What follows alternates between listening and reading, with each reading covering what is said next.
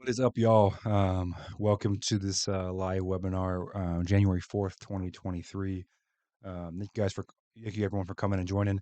I'm not going to be doing questions until the end of this. Okay, so go ahead and post any comments, questions you have. I might get to them at the end, but I'm going to kind of roll right in this. It's not going to be super long, you guys.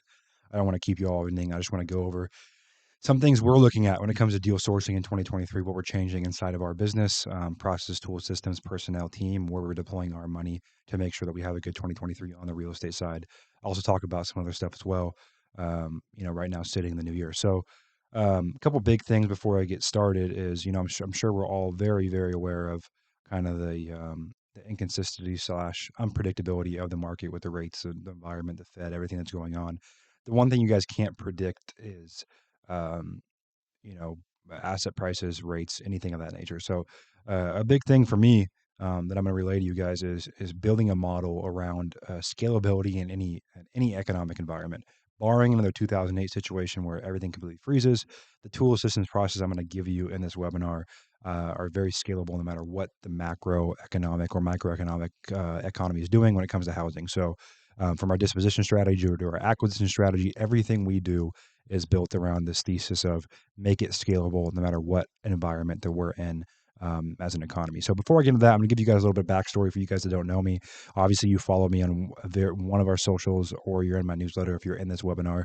My name is Ruud-Johnson. I'm 24, now living in San Diego, California. Moved down here from Seattle to escape the rain a couple years ago during COVID. I got into real estate about almost 7 years ago now. Like right when I turned 18, I got licensed out of college.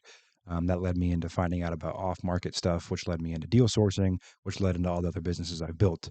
I've done a couple hundred deals over the past couple of years. I have a very, very big team on the wholesale flip side, as well as a very big team on the call center lead gen side. Both of those companies are growing fantastically every year, as well as do a lot of kind of free information across my socials and newsletter, helping other people get into the game. I think real estate, I talk about it a lot. A lot of wholesaling gets a lot of hate. I think it's a beautiful way to get into real estate as a whole, to not only have capital come in the door, but you start understanding a deal, right? You quickly start familiarizing yourself with title companies, everything that is involved with the transaction, things of that nature, how to negotiate, how to close deals, how to build a team, how to build a company. Wholesaling is more sales and marketing, but still it helps with the whole picture of how a real estate deal happens. So, a couple big things. So, a big thing that we're changing in 2023 is underwriting. So, underwriting is the major friction point of any business, especially real estate business, as you scale, right? Everyone I know that gets to 500 grand or $1 million a year, they can't get past that because that's the number one friction point they can't solve is how do I make enough offers to scale, which more offers means more underwriting. And the reason I think wholesaling gets a bad rep is because those companies out there that don't know how to underwrite, they don't want to relieve that friction point. So instead of that, they just put everything under contract. They end up screwing over sellers. I saw a post the other day about a guy who was locking up like a couple hundred deals a quarter and closing on like 25% of them. So that's what I think is unethical. And I don't want you guys to do any of that. Anyone that's on here, that is not a good idea to do, no matter what asset class you source. A lot of the strategies I'm going to be talking about is sourcing multifamily, commercial, self storage, industrial, mobile home parks, single family lots, development land, whatever that is that you're looking to acquire, invest, or profit off of in real estate. Um, these strategies work. So the first thing is underwriting. So what we're starting to do, which is a strategy I kind of stole from a guy I know, and kind of implemented it and tweaked it and approved it for our company, is having virtual underwriters. So there's a lot of people overseas, from the Philippines to um, Pakistan to Egypt to South America, Central America, that are highly educated and they've worked for other appraisals or real estate brokers across the country as virtual assistants. They understand real estate. So what we're doing is taking those people, giving them our internal underwriting training and helping them be able to underwrite single family homes for our single family business 3 to 5 minutes. That also translates to multifamily self storage. You can train them to underwrite anything. They still do not make the final decision. Okay. But they do. So now our sales team has a hotline. So anytime a lead comes in and it's a motivated lead, our sales team needs a number on it. They simply put the seller on hold because we don't go to properties. Everything's done over the phone. And they'll go to a seller where they say, "Hey, Mr. Seller, give me 2 minutes. I'm going to go ahead and I'm going to walk into my underwriter's office. I'm going to get a number for you. I'm going to call into my underwriter. I'm going to get a number for you in 3 to 5 minutes." They call. While they're on the phone, that staff is sitting at their computer 8 hours a day. They underwrite that deal. They send that underwritten deal back, the underwritten number back to the acquisition rep on the phone or via web form, and then make the offer right there on the phone. That'll relieve the biggest friction, two of the biggest friction points, which is one, keeping people on the phone. It's almost impossible in the real estate business to get people back on the phone once you've had a conversation and try to get them back. And the second friction point it relieves, like I've already talked about, is making enough offers. So those are the two of the big things we're tweaking, guys, is making enough offers by having virtual underwriters, which also solves the issue of doing this business ethically, right? And making offers, you can perform on. But that doesn't mean those offers are the final say, right? Those still get approved by the sales team because the sales team is also trained on underwriting. So if the virtual underwriter and the sales manager, they agree on a price or they're within the same ballpark, that's the price they're going to take to the seller. And, I was always so scared in our business to let go of the vine when it comes to underwriting. But, growing as an entrepreneur, growing as a business owner and a real estate investor, you can't make every decision yourself to grow a company. You have to give the people in your company the freedom and power to make decisions for you, especially on things like this, as long as they're trained. Okay. Because you want your close rate to be above 80%. The only reason you don't want to be closing on homes is if sellers misrepresent their homes. If someone tells you, hey, the house is in perfect shape with the foundation shot, or the roof's messed up, or the septic system's blown, then obviously those deals might not be ones you close on, but you want to give yourself and your seller every chance you can to close on a deal. Otherwise, that's, in my opinion, when this business gets kind of unethical. So, um, moving beyond kind of the underwriting solution, another solution we're doing is bringing our whole company back in office. We ran a virtual wholesale model across the country for the past couple of years, doing a couple $1 million a year. It's provided an amazing lifestyle for all of us, my business partner, myself. But we're ready to take it to the next level. I believe for speed of communication, for team building, for culture, for things of that nature, you have to be in office. We just opened up a 5,000 square foot office here in San Diego, California, last month that we're bringing our team back in office to. We also do events there every month. It's a pretty phenomenal space. I'd say it's a solid like class B plus office space in a nice area. So second thing, bring team back office if you can. You can do $1 million, $2 million a year virtually, but to get to 5, 10, $20 million a year, just single family or multifamily wholesaling, you need an office environment to work out of and to have a team out of, to build a culture and a real company, people on W-2s, things of that nature.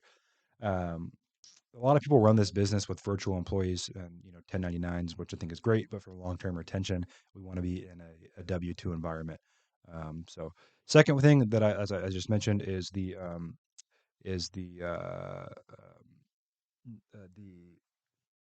handling being in back in office. Brain fart, excuse that. The third thing that you guys have to worry about moving into 2023 is the disposition side. Okay. I've talked about this a lot in tweets, on Instagram stories, on TikToks. The disposition side of your business will make or break your company in 2023. And again, when I get back to scalable things that work in any economic environment, dispositions is the biggest one. For so long, every wholesaler, including ourselves for a long time, would blast out a deal to every single person on our email list, blast it out in a Facebook group. And because flippers were making money with no experience, just on market appreciation, they were buying it. That doesn't work anymore. Okay. I can't tell you guys. I get calls from wholesalers asking for personal loans. I get calls from wholesalers asking to sell their deals for coaching, for guidance. Guys that we've already coached before that need more help. You guys, I'm going to tell you, if you take one thing away from this, it's build a buyer pipeline. Okay. This is going to help you in many different ways. The first way, it's going to allow you to sell any deal. We're closing on over 95% of the deals we put under contract right now. And I'm going to explain our disposition pipeline right now. So it starts with either paid ads or organic buyer scraping. That organic buyer scraping is from Facebook groups. That can be from Instagram. That can be from TikTok, Twitter. That can be from Craigslist. That's PropStream Cash Buyers Plus. That can be from any service that gives you buyers, Investor Lift. And then we're also running paid ads. Sorry, my dog's kind of eating my cords into my computer. We're also running paid ads across Facebook, Instagram for buyers looking to buy deals. Those get funneled into a cold caller for us, and then they're getting basic information answered, like, are you actually buying? Cool. That's phase one. If they're actually buying, that's now a buyer lead. Our buyer lead then goes to our setter. Our setter is qualifying even more. We're getting information like we're verifying how many deals they buy a year, what counties and cities they buy in, what their funding type, hard money, private money, cash, or conventional, what they're looking for, what their kind of goals are in 2023 and beyond, things of that nature. So once we get general buying type on that setting call, that setter is passing them off to a closer, which is our dispo closer, on a Calendly link. So that setter has them on the phone. Once they get them warmed up, they're going to place that person on a Calendly link. And they're going to have that Calendly call. That Calendly call is getting even more information, you guys. So on that Calendly call, we're getting stuff like birth dates, kids' names, where they like to vacation. We're turning them from a lead to a client, guys.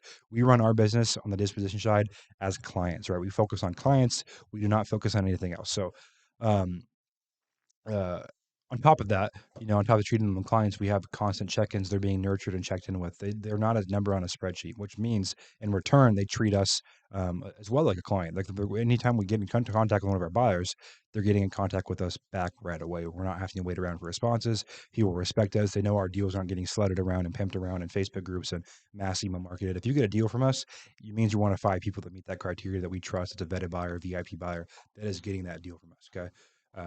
That's freaking huge. I can't even begin to describe the difference that made in our business. It brought us a bunch of additional revenue because other people were sending us deals as well because they couldn't sell. So, guys, if you want to be alive in 2023 as a wholesaler, those are the three biggest friction points, right? It's underwriting, it's disposition, and bringing your team back in office, and of course, training your sales team. Of course, still working on your marketing. The marketing that we're focusing on in the new year is cold calling, texting, RVM.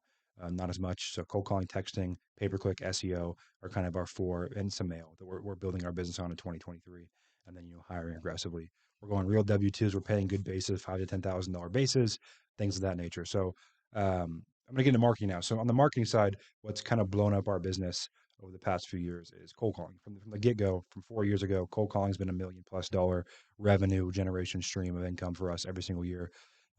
No matter what. Yeah, COVID years now and the recessionary, the past 6 months have been weird. Doesn't matter. It has not touched our cold calling campaigns. So, what that looks like for us, a good successful cold call campaign is when we're getting a lead that's verified. They want to sell in the next 6 to 12 months for some reason. We use a company um, that we've used for about 5 years now. We have hovering between 30 and 50 cold callers with them. They handle everything for us. We don't handle that. That's a big thing for you guys. You guys want to focus on revenue generating activities, especially in a recession, right? Your deal sizes are going to compress. You want to maximize every working hour you have. So focusing on revenue generating activities, which is closing deals, not running a cold call company. So, the cold call company we use handles our call replacement, caller training. We have a assigned client concierge that answers all of our questions. They handle our data. They handle our skip tracing. All we worry about, we send the money and we have leads that come in. Right now, we have anywhere from 50 to 75 leads a day from that center that come in that our team is able to work on top of our other marketing platforms. Um, Name of the company that we use for that's easybuttonleads.com. Again, that's easybuttonleads.com. Um, Texting is another great marketing channel. I like Roar for texting. Moving to 2023, Roar Launch Control are great services for texting.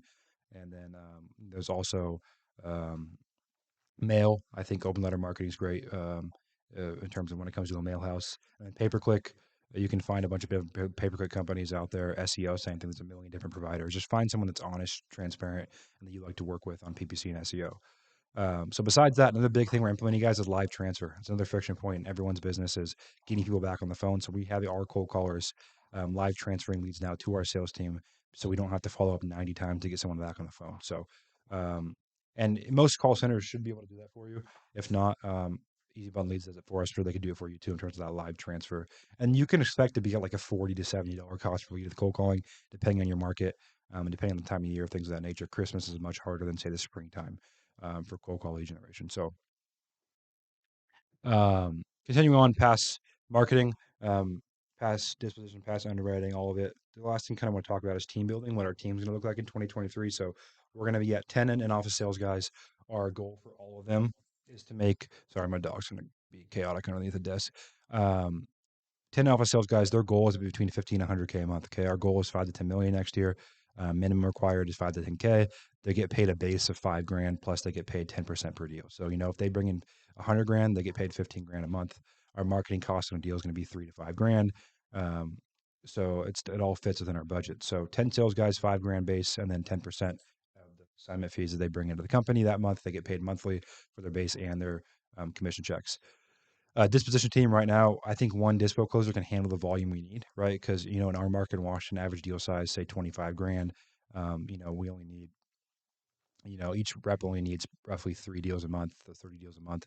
But between our dispo rep and her two assistants, they can easily disposition those amount of deals. Because again, our dispo side is so cleaned up with how we source them, how we vet them, how we nurture them. We don't need 5 dispo people. Our dispo person gets 5% flat of every deal sold. The reason that's so much different than sales guys, because sales guys only get paid on their deal. Dispo reps get paid on every deal, right? So our dispo assistants are on salary. Our dispo, and they get a small bonus per deal. Our dispo closer is actually the one that's on the 5%. So say we do 500 grand a month, she's going to make 25 grand. Moving on beyond that, guys, our operations team, we have an admin team that handles our texting, our data, our CRM management, things like that. That's a 5-person team. They all get paid about $5 to $10 an hour. They're all virtual. We have a transactions operation team consisting of two full-time transactions people and an operations manager. The transactions person is handling all things, making sure deals close, getting them from assignment all the way to closing, dealing with tenant sellers, things of that nature. And then our operations guys handling payroll, handling hiring packages, handling job ads, things of that nature. So that is what our team's going to look like moving into 2023, guys. We're in 2023, it's January 4th. That's what our team's going to look like. Beyond our team, um, that's really all I want to go over today. Those are the main friction points we're solving. I'm going to keep this webinar short, let you guys kind of get back to your evening.